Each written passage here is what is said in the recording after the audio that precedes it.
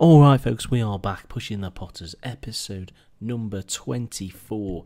It has been some time since you were last with me. We better get started just to see where we are. We've made it to the Swansea game. That's the game we decided to come back for. I was actually tempted to come back a bit earlier for this Peterborough United affair. Obviously we won 5-0. You can see actually we're on quite a run from that game. We haven't actually conceded a goal, although there were two goalless draws there, Watford and Spurs, which were a little bit of a disappointment. Well, since you were last with us, we played and beat Arsenal. So yeah, Klopp kept his job, I believe, did he? No, actually, they brought back Arsene Wenger. Of course they did. So they sacked Arsene Wenger after 22 years and then brought him back to replace Jurgen Klopp, which is what you'd do, isn't it? So I don't know where he went. I mean, he was caretaker. Oh, he became director of football. He moved upstairs and then he's come back. They persuaded him back down. So that's an interesting one, isn't it? Jurgen Klopp comes in, doesn't last very long. He's there for a year, is sacked, and then Arsene Wenger resumes control of the Arsenal. Well, who'd have thunk it? Anyway, we're not here to talk about the Arsenal. We're here to see how we're doing. So we've had a good run, haven't we? A few draws in there. If we don't score, well, I mean, if we don't score, we're not going to win. That's painfully obvious. What a stupid quote. Anyway, we beat Brighton 3-2. Then a 5-0 home win over 9 men. Crystal Palace, you see that they had 2 men sent off in the same minute. Elizondo dismissed for a late tackle before Lundamo, great names, dismissed for a second yellow, complaining about that red card, which was clearly a red card, so I don't know quite what he thought was going on. 0-0 draw at Norwich, a little bit disappointed we missed a penalty. Then a home win over Fulham should have been better than it was. Vincent Janssen actually came from behind to take the win there. Vincent Janssen put Fulham ahead, and then Lamar and Allen won the game for us. Then at Peterborough, a rotated squad, but a good squad. 5 goals from Mr. Dembele against 10-man Peterborough. Then a 4-0 win away at Leicester. No return, or no repeat, I should say, of the Jamie Vardy own goal. Offside goal incident from the home fixture. So we ran out comfortable winners there. Pretty much all sorted in the first half, really. Then a 2-0 home win over Newcastle. And this is actually where I tweeted, if you don't follow me at Knock It Wide, do follow me there. You'll get updates occasionally. This is where I put, it could be our year. So we immediately followed that up then with 2 0-0 draws. So we dropped several points, which is very disappointing to say the least. Then we went away to West Ham and won 2-0. That was very pleasing. Milik and Vlasic with goals. And then we've just knocked AFC Wimbledon out of the 4th round of the FA Cup. And we have Burnley to come in that. So we have Swansea today. They've been in and out of the league. Obviously, we signed Sigurdsson from them when they were relegated. You can see they've established themselves back in the top flight. Around 16-15. So they're a pretty stable club again. Although the vice-captain is Jonathan Walters. So, you know, okay. And they have got Andre Gray, expensive player by all accounts, not here. Some notable transfers have gone through. We weren't busy in the transfer window. Yeah, so I thought I may as well show you some of the bigger deals. You can see that Manchester United brought in Tavia, but the interesting ones are the transfers out. Kevin De Bruyne has moved out for just 38 million, rising to 43.5. That's far less than, obviously, what Manchester City paid. I mean, why you'd sell De Bruyne, I'm not sure. I mean, Man City haven't been great, but there he is. Diego Costa's moved to Liverpool for a fee, rising to £48.5 million. I'm not sure I would ever expect that, to be honest, but he has moved. Let's see what he does at Liverpool. He's obviously with Sadie Berahino. Marco Asensio's moved from Real to Tottenham. We were interested, but we haven't really got the wage budget. I'm concerned that we are going to fail FFP. Julian Draxler has moved to Chelsea. I think pretty much everything else is as you saw it. Some of those weren't January moves, some of those were summer moves, but yeah, a few interesting ones, especially why I think De Bruyne and Asensio and Diego Costa. One of the other interesting transfers, I think it was, Victor Wanyama has gone to China. So yeah, not a lot of players here moving to China. You can see there Pedro Obiang moving £37 million. I'm not too sure why. He's hardly had glittering performances, but the West Ham will be quite pleased, I think, with the profit made. So yeah, those are the transfers. Some big players there. Some players probably moving for too much money. we're not involved apart from John Stones' £4 billion contract. Anyway, we're here today to play Swansea. We are at home, so we're at the packed-out Bet365 Stadium. We're getting 44,000 into the ground every single week, which is fantastic. So here we go. You can see how we're lining up. Jack Butland, he's got that big black panel on his back again. Alex Tellez, left back. Big John and Little John at centre halves. Kieran Trippier on the right side with Allen and Mbula, the settled two in the centre. Berardi right side, Lamar attack mid-centre with Vlasic on the left side. Milik up front. Pretty much what I consider to be my full-strength side, as good as it can be, really. Obviously, there's dispute, I think, over whether Allen should be replaced by Ayer or Sasibar, but Allen seems to do well, especially against Swansea, his former club, of course, and maybe Sigurdsson as well. Maybe we should get him on. Swansea's team, Claudio Bravo, of all people, Antonelli, Fornacia, Fernandez, Ankerson, Rizzo, Swift, Carroll, Tabernow, Andre Gray, and Seferovic. No one really of any real interest. No one that stands out. Asan Bolonga on the bench. Sergi Canos as well. Is that Harley Dean? Yeah, so I expect us to beat them. I hope they expect us to beat them as well, so they'll just roll over and get out of our way. We've been top of the table for a long time, but, even before we kick a ball with the point that we'll get here, lovely shot to the ground, isn't that? Don't like this fence. But, that fence in the top right stand, if you like, that top right corner, as I've said, looks like temporary seating to me. £30 million for temporary seating. Chairman. Mr. Chairman. So, minutes in, Alex Taylor's booked. Great. Anyway, Thomas Lamar over a free kick.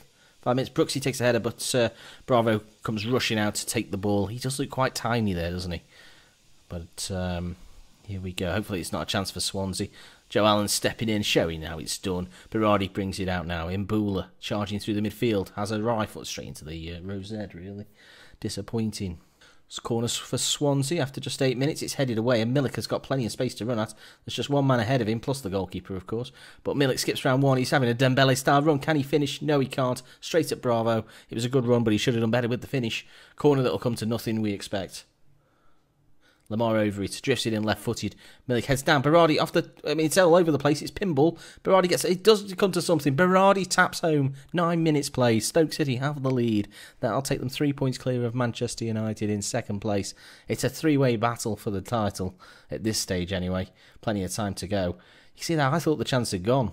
Just swung a right foot at Trippier's ball across.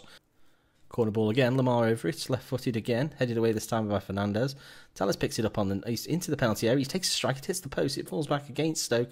Ankerson clears, Vlasic keeps it in, crosses the ball for Lamar, headed away.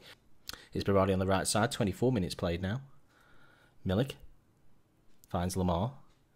Inside to Mbula, he's key to the squad. He really is. He signed a new deal as well. Lovely back heel from the aforementioned Mbula. Tellez brings it in. He scores a great goal. There was a nice bit of interplay there. Gianelli Mbula.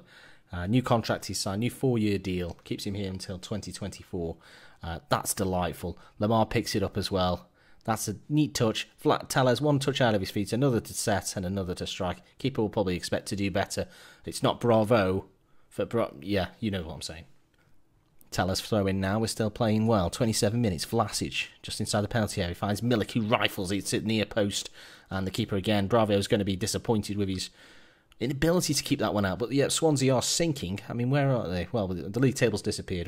You're in as much mystery as I am. I'm assuming they're near the bottom. Milik there. 1 foot. Takes it. Left foot. Powers it home.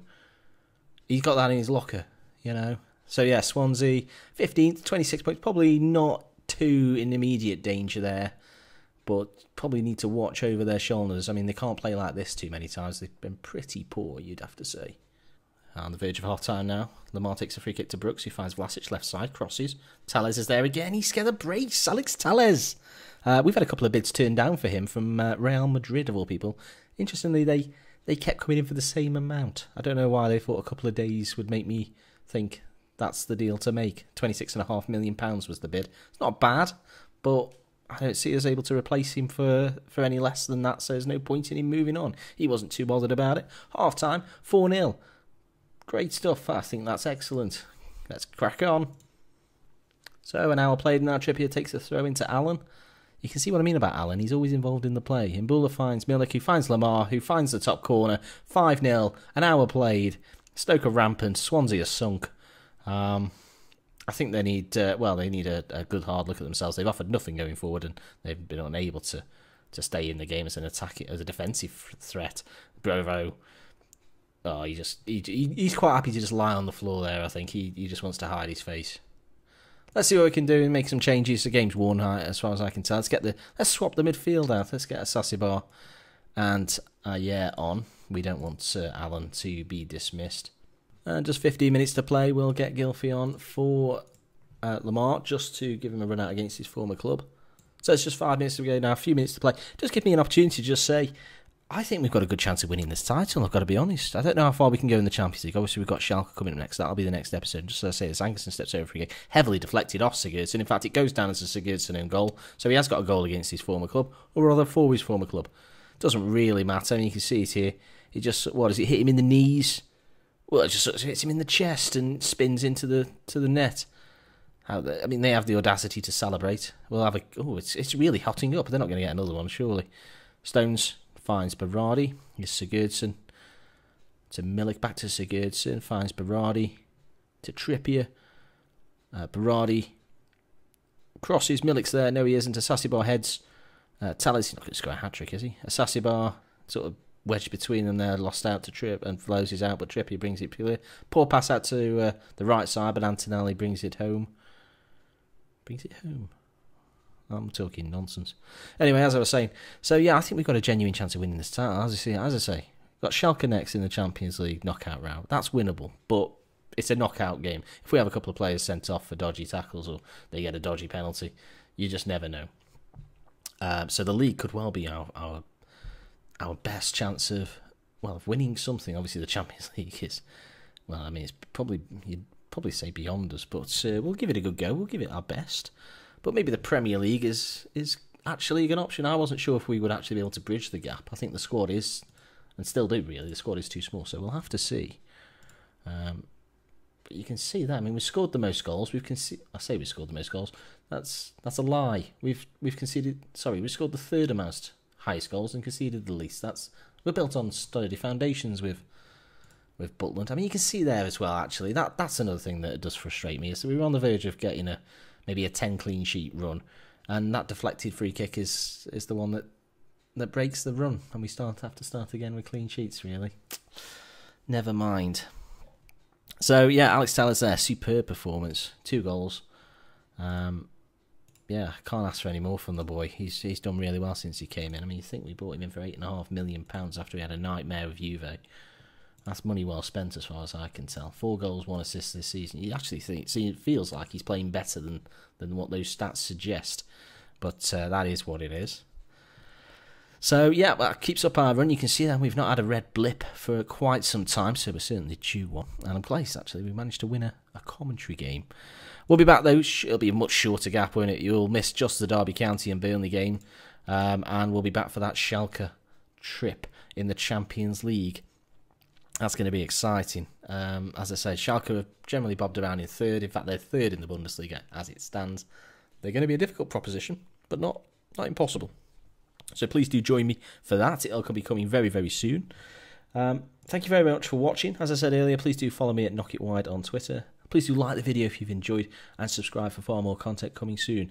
I'll see you very, very soon. Thanks again for watching. Goodbye.